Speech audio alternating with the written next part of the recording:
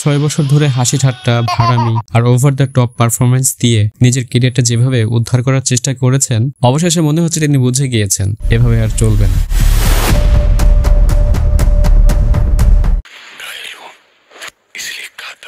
তাই তো এবার তিনি নিজেকে হাজির করেছেন একেবারে কোল্ড ব্লাডেড ধুরন্ধর এক সন্ত্রাসী রূপে, যে চরিত্রে কোনো গিমিক নেই, কোনো ভাড়ামো নেই, এজন্য আলাউদ্দিন খিলজিরই প্রো ভার্সন। 2018 সালে পদ্মাবতের পর রণবীর সিং এর কেরিয়ার শিখরে উঠেছিল, কিন্তু 2019 সালেই সিম্বা থেকে শুরু হলো তার ডাউনফল। হ্যাঁ, সিম্বা ছিল ব্লকবাস্টার, কিন্তু তারপর 6 বছরে 5টা মুভি, যার মধ্যে 3টি ছিল ডিজাস্টার, একটা ফ্লপ আর কেবলমাত্র একটা হিট। সেই হিট আবার 2019 সালে। তাই প্রশ্ন আসে, এই ডাউনফলের জন্য দায়ী কে? আসলে উত্তরটা হচ্ছে রণবীর সিং নিজেই। ক্যারিয়ারের সবচেয়ে বড় ভুলটা হলো রোহিত শেট্টির মুভিতে কাজ করা। Simba, Suryavanshi, circus, Singham again, এই মুভিগুলোতে রণবীর যে ধরনের ওভার অ্যাক্টিং, অতিমাত্রায় হিউমার আর ক্লাউনের মতো বিহেভিয়ার করেছেন, তাতে করে অডিয়েন্স তার সিরিয়াস ইমেজটাই ভুলে গেছে। তার উপর যোগ হয়েছে তার উদ্ভট ফ্যাশন সেন্স।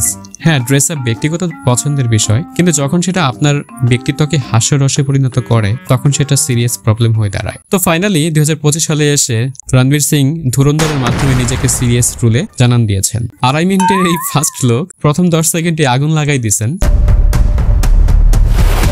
রণবীর সিং এবার পরিণত স্টিল হেডেড, ডার্ক, আর এই মুভিতে সাথে পাচ্ছি সঞ্জয় দত্ত, আর মাধবন, অক্ষয় খান্না, অর্জুন কাপুর। মানে এই শক্তিশালী স্টার কাস্ট একসাথে স্ক্রিনে মানে গুজবাম্পস গ্যারান্টি।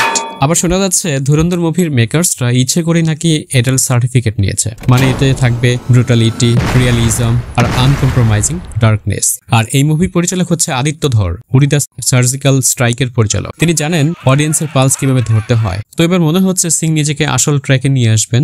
দেখা যাক কি হয়। আপনারাও কমেন্টে জানান রণবীর সিং কি আসলে কামব্যাক করতে পারবে কিনা।